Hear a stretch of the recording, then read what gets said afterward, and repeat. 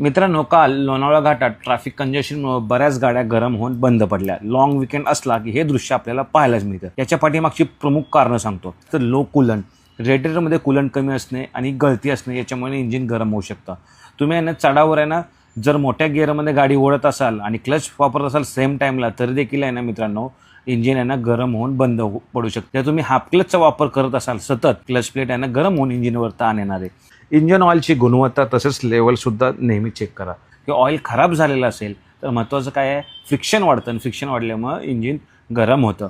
मित्रांनो, radiator fan खराब असेल किंवा थर्मोस्टॅट बॉल खराब असेल हेही कारण असू शकतं किंवा रेडिएटरमध्ये मित्रांनो घाण असू शकते. मित्रांनो, याच्यावर तुम्हाला काही सोल्युशन्स सांगतो.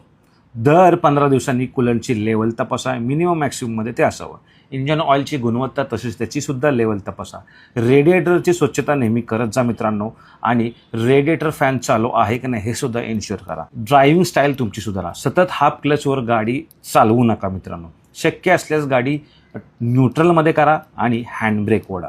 जर फर्स्ट गिअरमध्ये ठेवाल तर इंजिनवर आणि ट्रान्समिशनवर ताण येणार आहे. जर गाडी गरम झाली तर तुम्हाला ना AC लगेच बंद करायचे आणि हीटर आहे ना फुल स्पीडवर चालू करा, ज्याच्यामुळे इंजिनमधील उष्णता केबिनकडे फेकली जाईल.